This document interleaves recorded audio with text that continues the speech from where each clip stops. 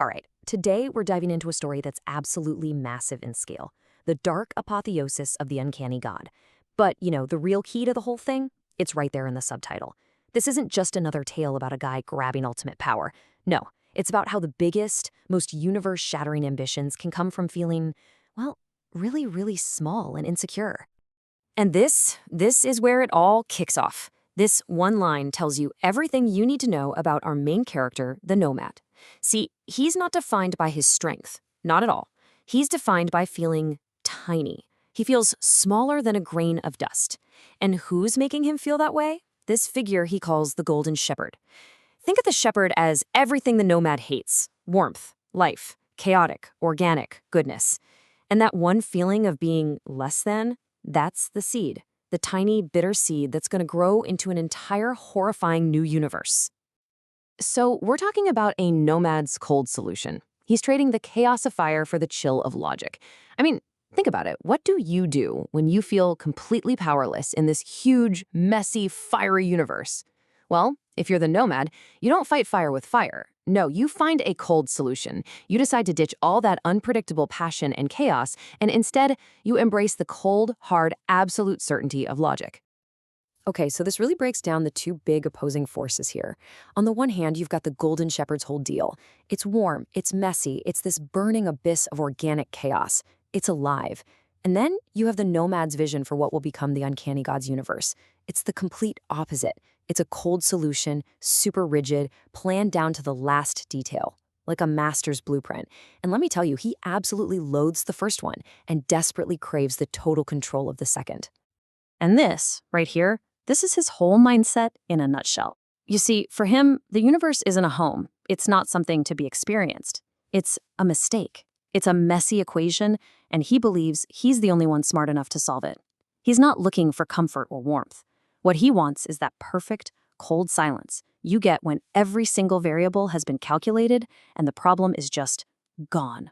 Solved. Forever. So now we get to see how he forges this clockwork cosmos, basically how to replace a universe with a machine. And here's the thing, he's not just sitting around thinking about this stuff. Oh no, he's a man of action. This next part is all about how he literally builds a brand new reality, a perfect clockwork cosmos. He's not tweaking the old universe, he's replacing it entirely with the machine he designed. And wow, is he methodical about it? This isn't just smashing things for the sake of it. It's a super chilling, calculated kind of creation. So, step 1, he flattens all the wild, natural stuff, these volcanic peaks. Then, step 2, he builds these things called calculus spires. And get this, they're not made of rock or metal. They're built from pure math, just stabbing up into the sky.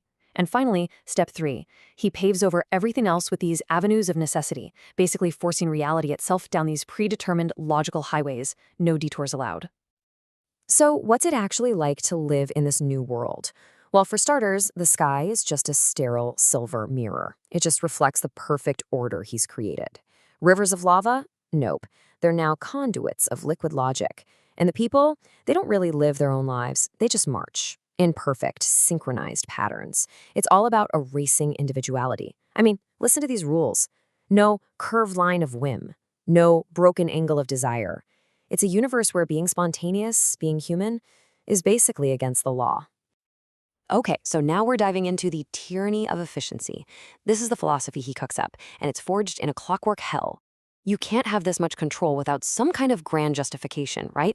You need a whole philosophy to back it up, and he's got one. He calls it efficiency. But yeah, as that subtitle says, this is an idea that was born in a pretty terrible place. And you have to understand what he means by efficiency. This isn't about, being more productive. It's a terror offered instead of warmth.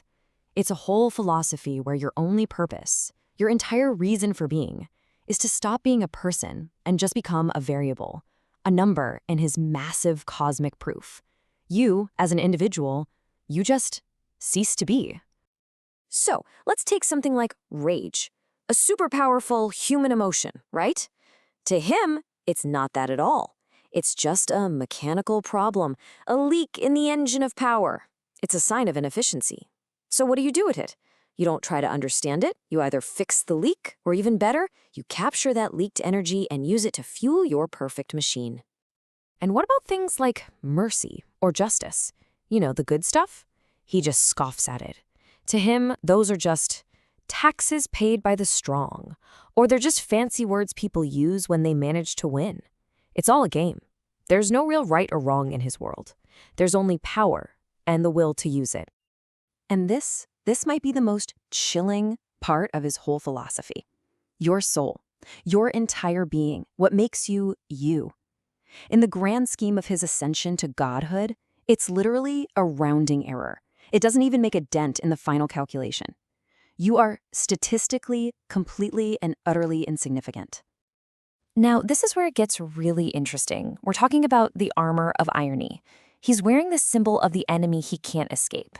For a guy who's all about cold, hard logic, he does something that is just packed with psychological baggage. He creates this thing called the armor of irony. And in doing that, he basically admits that he's still haunted by the one enemy he tried so hard to erase. So check this out. He forges this incredible armor out of the darkest materials in his new universe. This weeping steel of the abyss. Sounds pretty intimidating, right? But then, what symbol does he carve right onto the chest plate? The sigil of the Golden Shepherd. The symbol of the very guy who made him feel like a speck of dust to begin with. Just wow. Which, of course, leads to the big question. Why? Why would you wear the symbol of the person you claim to have totally surpassed? I mean, if you've really won, if your way is so much better, why would you put your enemy's logo on your new supersuit? It doesn't make sense, or does it?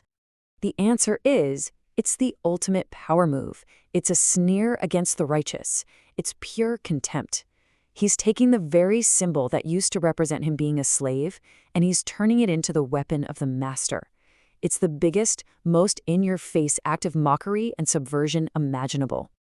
Because see, for him, it's not enough to just win the fight.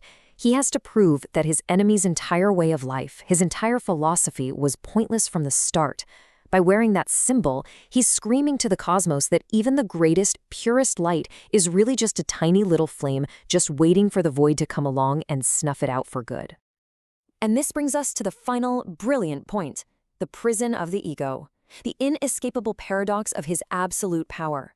Because that act of mockery, that need to constantly prove himself against his old rival, it reveals the truth. He didn't build a glorious empire. He built a prison, and the only inmate is his own ego.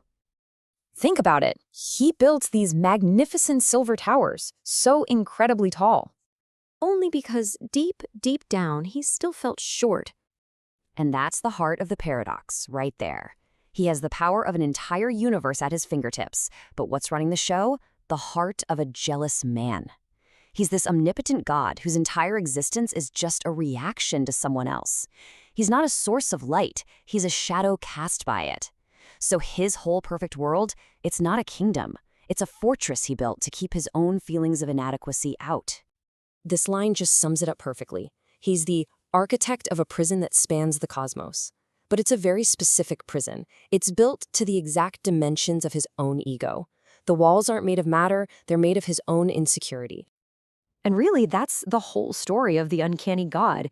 He's the man who conquered the stars, but could never escape his own shadow. It's this powerful lesson, right? You can literally reshape reality. You can stamp out all emotion. You can become master of the cosmos. But if you built all of that just because you felt small, you never really win. You just end up as the lonely king of a tomb you built for yourself, forever haunted by your own shadow.